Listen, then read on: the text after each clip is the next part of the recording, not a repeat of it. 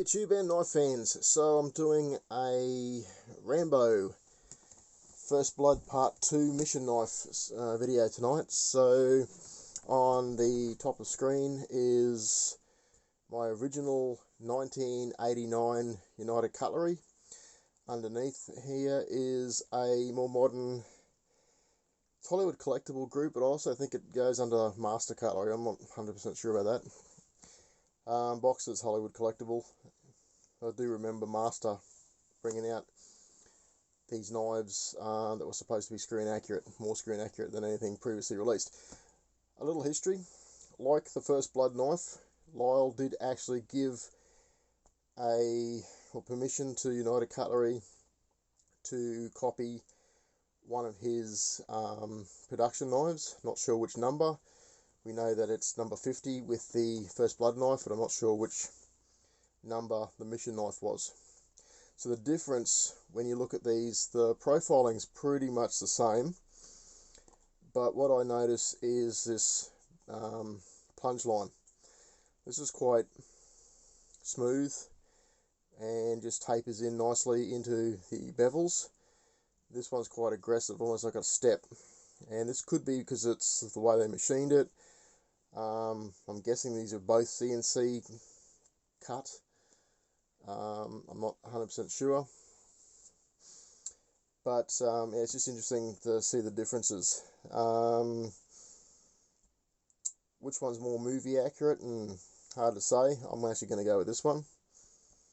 I think it's closer to an original. This one, of course, being numbered. These had no serial numbers.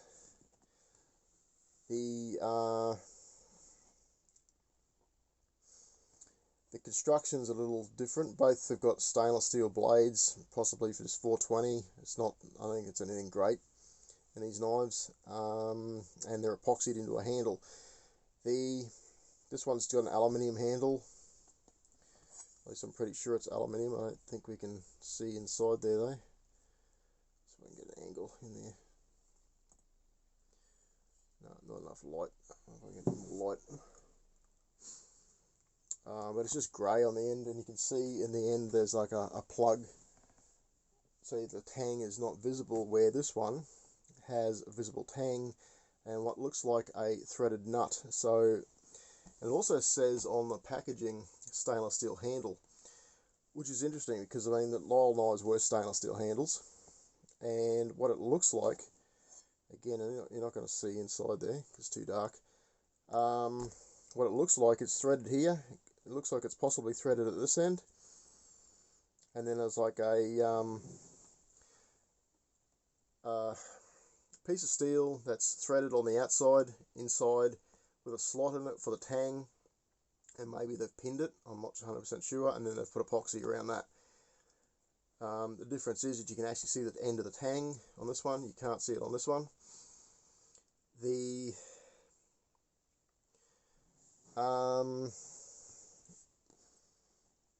So from a user end, this one actually could possibly take a bit more punishment. I think you'd find this one would break pretty soon for some hard work, because it is a wall hanger. This one may be usable. It's actually heavier too. You actually feel that. Must be the stainless in that one as opposed to this one. But you know, I'm never going to use them. They are wall hangers. They're bought for wall hangers for me. I just wanted the knives from the movies. So, you know, and these are affordable. Well, both of these are reasonably affordable, as opposed to a genuine Jimmy Lyle now, which is definitely 5 figures. Crazy pricing that these knives are going for these days. A bit about both of them. So both have a same profile, 10-inch blade, 2 inches wide, Bowie shape, saw back, 14 teeth. The teeth do appear slightly bigger on this one than this one. Not 100% sure why. Both are the same thickness of steel, 1/4 inch, with a 1/4 inch guard, and your guards are stainless steel with Phillips screwdriver at one end and a flat blade at the other. So both got the same Phillips and a flat blade. 5-inch handle with the pommel attached. So it's like 4.5 without. So the in the movie the pommel was black with a silver thread, and and then it had a leather cord tied on to it. So the goal here on this one, what I've been doing with this one, is to actually make it movie accurate. I've just ordered a new sheath for it with the loop on the front. Now this one actually came with a sheath that's supposedly screen accurate, but it's not, and when the other sheath arrives I'll do a separate video on that, pointing out the difference. I mean, the thing that ruins it for me with these is I don't mind the stamping on the blade here, because both of them have Rambo First Blood Part 2. I'm fine with that. This bothers the shit out of me. If they had made it discreet on the back of the Ricasso on this side, like they did with the Heartstopper, I'd be all good with that. But this just makes it look cheap. Part of me wants to. I've actually got this listed on eBay right now. If it doesn't sell, and I do end up keeping it, I may end up taking that off and then repainting it.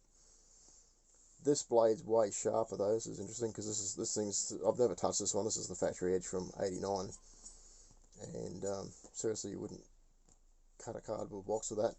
This thing, on the other hand, is very sharp. Yeah, they've done a very good factory edge on that one. So we'll just put the caps back. Oh, both knives also feature a survival kit. So this with exactly the same crap inside it. Matches, a scalpel, some fishing line, needles, hooks and sinkers. The tube's a little bit thinner on the HGC version, and it has this rubber piece on the back to stop it from rattling. Don't know if this actually does rattle. Put it in there.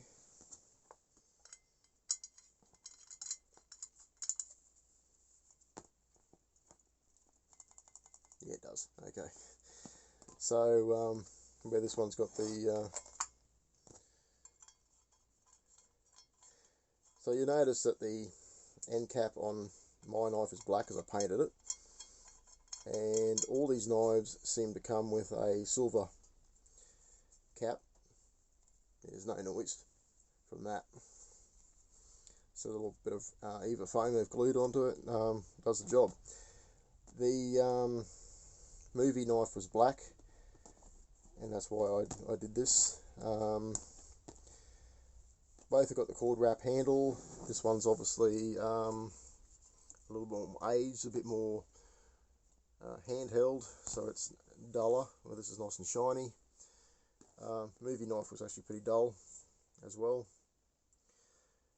This has had some touch-ups done to the blade because of its age, and just insertion into the sheath. I store these in the sheaths, by the way. Not this one. This one stays in the box, but this one on my wall where they hang, wall hanger. They definitely have. They're living in their sheaths all the time. Occasionally I oil them, not too much though, because stainless doesn't really rust unless you're handling it. I don't leave fingerprints on this. When I'm finished with this, I'll give it a good clean with a oily rag, and then it'll go back in the leather, so it's fine. So as I said, I'm trying to make a more movie accurate version of the knife for my own collection, and what I ended up tracking down was a vintage 80s diamond tone. So this thing is the actual same one used in the movie. It's quite big, brass handle. I'm going to paint it black, and then it's got your diamond steel here. So that screws, undoes, and that goes to protect the diamond. This knife actually comes with one, but it's an aluminium version, lighter, smaller version. Pretty cool, again, but it's they've anodized it. It's supposed to be movie accurate, but they've done it gold. to look like copper, or the brass ones. But I kind of like the fact that it's light and aluminium, and the anodized finish means that it's not going to corrode. They should have just anodized it black. Why they didn't, who knows. This thing here, I'll just paint it with a primer, and in time it'll wear off, and it just is what it is. But I do have, as I said, I've got some new sheaths coming in the mail soon, and when they arrive I'll be doing a second video about those. In the meantime, I hope this one's been informative, and we'll catch you in the next one. Thanks for watching.